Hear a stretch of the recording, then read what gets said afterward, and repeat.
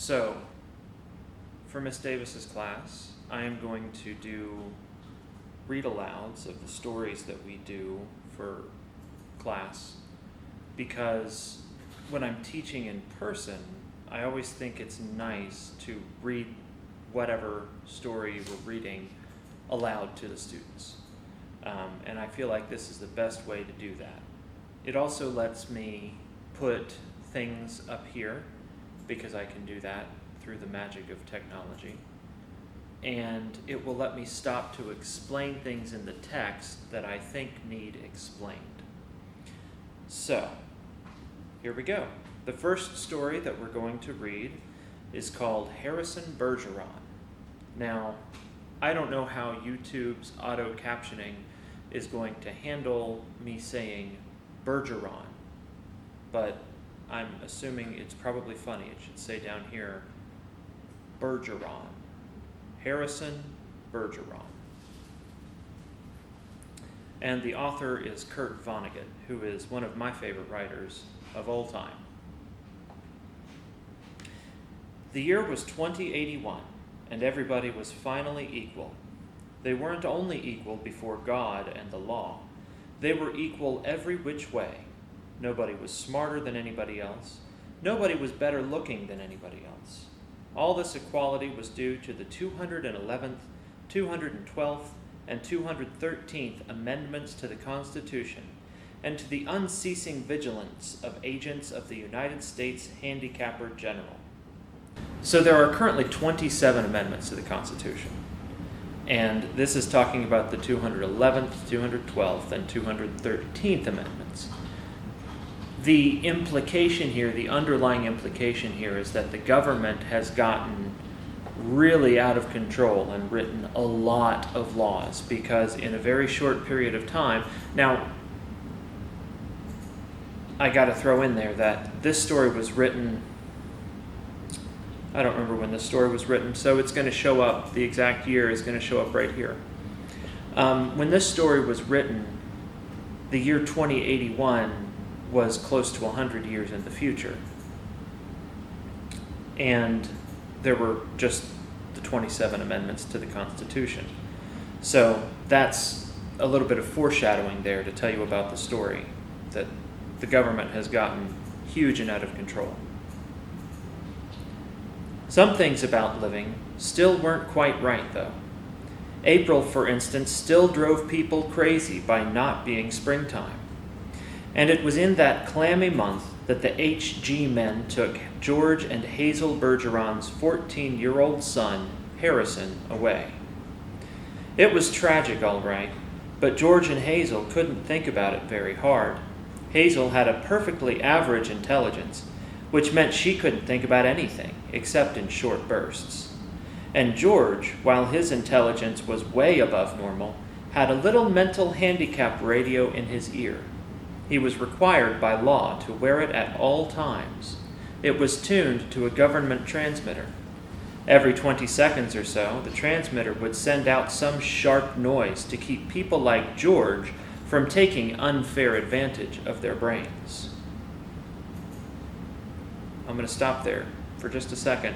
So, this guy is pretty smart, but that's not fair in this story for him to be so smart, because not everybody is that smart. And so to offset how smart he is, they make him wear a little, sort of like a hearing aid, a little radio in his ear that every 20 seconds plays some god-awful noise so that he can't think straight. It keeps him off balance and unable to focus. Doesn't sound very pleasant. George and Hazel were watching television. There were tears on Hazel's cheeks, but she's forgotten for the moment what they were about. On the television screen were ballerinas. A buzzer sounded in George's head. His thoughts fled in panic like bandits from a burglar alarm. "That was a real pretty dance, that dance they just did," said Hazel. "Huh," said George. "That dance, it was nice," said Hazel. "Yep," said George. He tried to think a little about the ballerinas. They weren't really very good, no better than anybody else would have been anyway. They were burdened with sash weights and bags of birdshot, and their faces were masked so that no one, seeing a free and graceful gesture or a pretty face, would feel like something the cat drug in. George was toying with the vague notion that maybe dancers shouldn't be handicapped, but he didn't get very far with it before another noise in his ear radio scattered his thoughts. George winced. So did 2 of the 8 ballerinas. So, they're watching TV. The TV program is a ballet, and ballet is difficult and requires a lot of grace and physical strength and athleticism. You got to be in good shape to be a ballerina. These ballerinas have to wear weights. Sash weights is like a weight on a string that would hold down a curtain, and bags of birdshot. Well, that's like little lead pellets, tiny little lead pellets that would go in shotgun shells to shoot at birds. That's why it's called birdshot. You also have buckshot and whatever. So they're wearing bags of this that are tied to them to keep them off balance and to weigh them down, which means, having to wear all that stuff, they're not very good ballerinas. But they're no better than anybody else because they're required to wear these things. Kind of see where this is going? They also have to wear masks because they're pretty. And if you're not pretty and you see somebody that is pretty, maybe you feel bad because you're not as pretty as some other people. So they're making the people who are pretty wear masks. Hazel saw him wince. Having no mental handicap herself, she had to ask George what the latest sound had been. Sounded like somebody hitting a milk bottle with a ball-peen hammer, said George.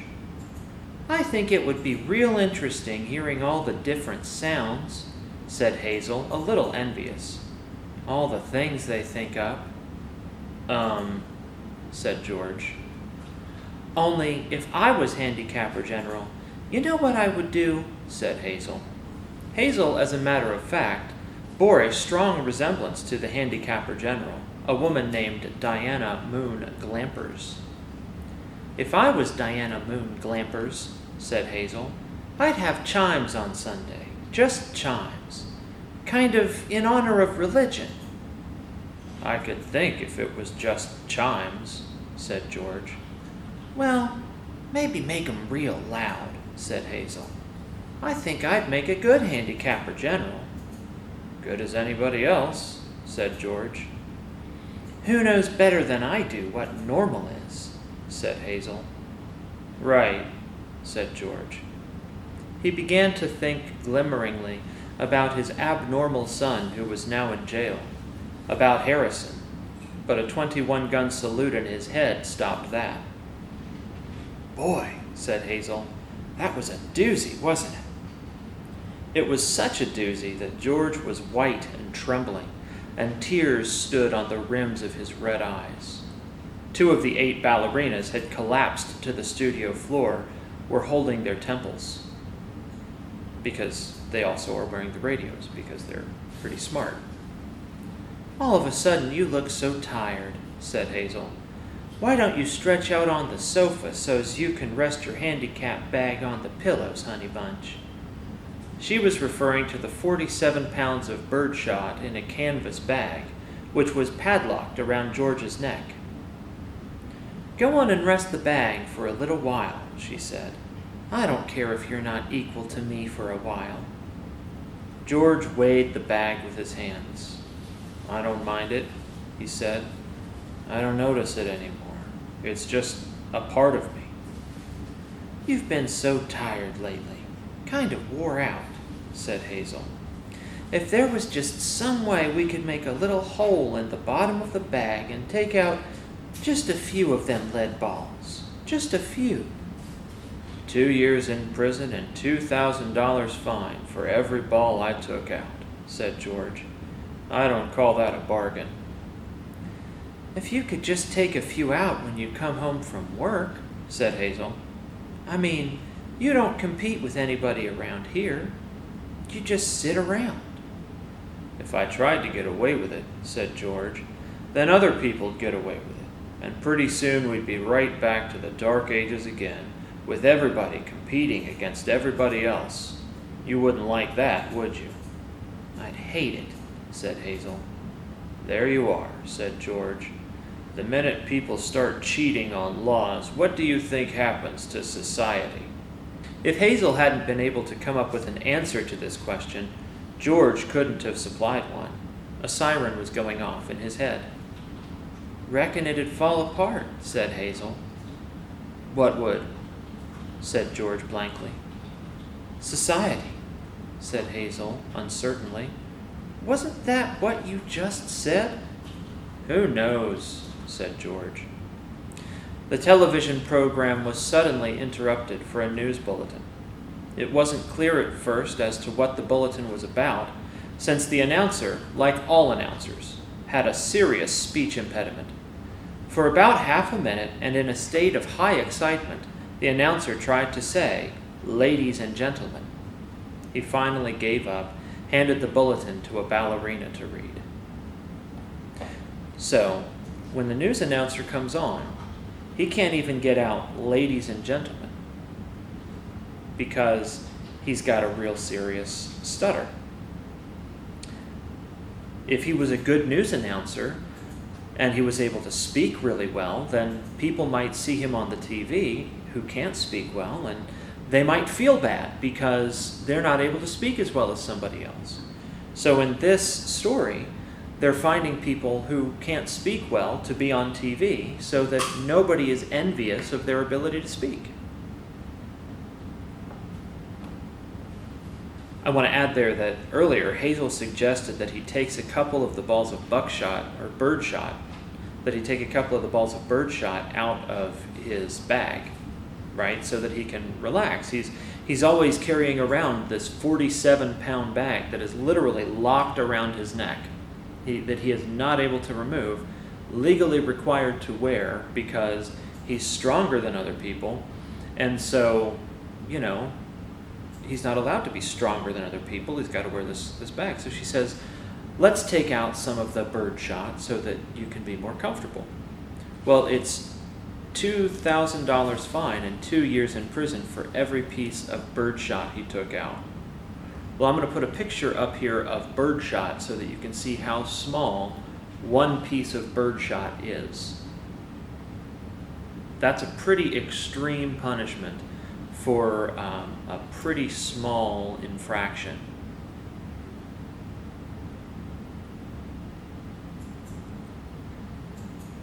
All right, let's see. The announcer just tried to say "ladies and gentlemen." "That's all right," Hazel said of the announcer. "He tried. That's the big thing. He tried to do the best he could with what God gave him. He should get a nice raise for trying so hard."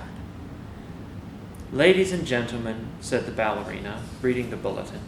She must have been extraordinarily beautiful, because the mask she wore was hideous. And it was easy to see that she was the strongest and most graceful of all the dancers, for her handicap bags were as big as those worn by 200-pound men. And she had to apologize at once for her voice, which was a very unfair voice for a woman to use. Her voice was a warm, luminous, timeless melody. "Excuse me," she said, and she began again, making her voice absolutely uncompetitive. "Harrison Bergeron, age 14, she said in a grackle squawk, has just escaped from jail where he was held on suspicion of plotting to overthrow the government. He is a genius and an athlete, is under-handicapped, and should be regarded as extremely dangerous." A police photograph of Harrison Bergeron was flashed on the screen upside down, then sideways, upside down again, then right side up. The picture showed the full length of Harrison against a background calibrated in feet and inches. He was exactly 7 feet tall. The rest of Harrison's appearance was Halloween and hardware. Nobody had ever worn heavier handicaps. He had outgrown hindrances faster than the HG men could think them up. Instead of a little ear radio for a mental handicap, he wore a tremendous pair of earphones and spectacles with thick, wavy lenses. The spectacles were intended to make him not only half blind, but to give him wanging headaches besides. Scrap metal was hung all over him. Ordinarily, there was a certain symmetry, a military neatness to the handicaps issued to strong people, but Harrison looked like a walking junkyard. In the race of life, Harrison carried 300 pounds. And to offset his good looks, the HG men required that he wear at all times a red rubber ball for a nose, keep his eyebrows shaved off, and cover his even white teeth with black caps at snaggletooth random. "If you see this boy," said the ballerina, "do not, I repeat, do not try to reason with him." There was the shriek of a door being torn from its hinges. Screams and barking cries of consternation came from the television set. The photograph of Harrison Bergeron on the screen jumped again and again, as though dancing to the tune of an earthquake. George Bergeron correctly identified the earthquake, and well he might have, for many was the time his own home had danced to the same crashing tune. "My God," said George, "that must be Harrison." The realization was blasted from his mind instantly by the sound of an automobile collision in his head. When George could open his eyes again, the photograph of Harrison was gone. A living, breathing Harrison filled the screen. Clanking, clownish, and huge, Harrison stood in the center of the studio. The knob of the uprooted studio door was still in his hand. Ballerinas, technicians, musicians, and announcers cowered on their knees before him, expecting to die. So, the ballet is interrupted by a broadcast that this guy, Harrison Bergeron, has escaped from jail. Why was he in jail? Because he's a genius. He's an athlete. He's really strong. He's really smart. He's under-handicapped, which means that even when he's wearing all of his gear, all of the weights and the radio and everything, he still is better than everyone else. And that's not allowed. And when he enters the studio, he does so by literally ripping the metal door off the hinges because he's real strong. And he comes into the studio and he's standing there and everybody is like, and this is on live television, right? Like if it happened at the Super Bowl halftime show. And everybody is sort of kneeling around him because they think this guy's really dangerous. They were just told he was dangerous on TV, and of course you believe everything you see on TV. So here's what Harrison says. "I am the Emperor," cried Harrison. "Do you hear me? I am the Emperor. Everybody must do what I say at once." He stamped his foot and the studio shook. "Even as I stand here," he bellowed, "crippled, hobbled, sickened, I am a greater ruler than any man who ever lived. Now watch me become what I can become." Harrison tore the straps of his handicap harness like wet tissue paper, tore straps guaranteed to support 5,000 pounds. Harrison's scrap iron handicaps crashed to the floor. Harrison thrust his thumbs under the bar of the padlock that secured his head harness. The bar snapped like celery. Harrison smashed his headphones and his spectacles against the wall. He flung away his rubber ball nose, revealed a man that would have awed Thor, the god of thunder. "I shall now select my empress," he said, looking down on the cowering people. "Let the first woman who dares rise to her feet claim her mate and her throne." A moment passed, and then a ballerina arose, swaying like a willow. Harrison plucked the mental handicap from her ear, snapped off her physical handicaps with marvelous delicacy. Last of all, he removed her mask. She was blindingly beautiful. "Now," said Harrison, taking her hand, "shall we show the people the meaning of the word dance? Music!" he commanded. The musicians scrambled back into their chairs, and Harrison stripped them of their handicaps too. "Play your best," he told them, "and I'll make you barons and dukes and earls." The music began. It was normal at first, cheap, silly, false, but Harrison snatched 2 musicians from their chairs, waved them like batons as he sang the music as he wanted it played. He slammed them back into their chairs. The music began again and was much improved. Harrison and his empress merely listened to the music for a while, listened gravely, as though synchronizing their heartbeats with it. They shifted their weights to their toes. Harrison placed his big hands on the girl's tiny waist, letting her sense the weightlessness that would soon be hers. And then, in an explosion of joy and grace, into the air they sprang. Not only were the laws of the land abandoned, but the law of gravity, and also the laws of motion as well. They reeled, whirled, swiveled, flounced, capered, gambled, and spun. They leapt like deer on the moon. The studio ceiling was 30 feet high, but each leap brought the dancers nearer to it. It became their obvious intention to kiss the ceiling. They kissed it. And then, neutralizing gravity with love and pure will, they remained suspended in air inches below the ceiling, and they kissed each other for a long, long time. So this guy breaks out of jail and storms into a TV studio where there's a live broadcast. And he says that he's going to be the emperor. And he takes one of these ballerinas, and they dance with music on live TV. Now, think about that for a second. Does that make sense to you? Just think about it. It was then that Diana Moon Glampers, the handicapper general, came into the studio with a double-barreled 10-gauge shotgun.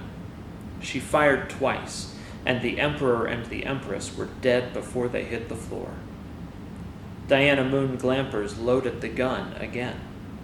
She aimed it at the musicians and told them they had 10 seconds to get their handicaps back on. It was then that the Bergeron's television tube burned out. Hazel turned to comment about the blackout to George, but George had gone out into the kitchen for another can of beer. George came back in with the beer, paused while a handicap signal shook him up, and then he sat down again. "You've been crying?"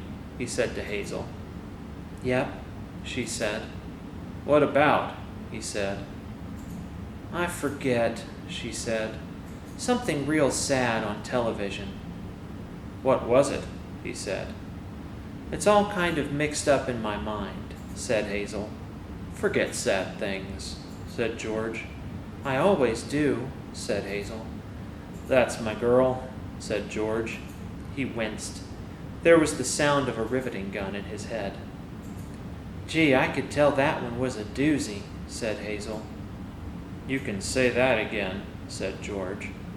"Gee," said Hazel, "I could tell that one was a doozy."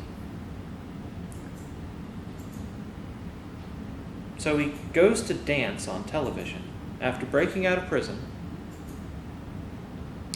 and his parents, his mother and father, are watching the broadcast. And on live television, a woman comes in to the TV studio and shoots him dead. So these two people have just watched their son be shot dead on live television. And, George was in the kitchen getting a beer, and Hazel just couldn't remember what had just happened. And that's the end of the story. I hope you enjoyed it.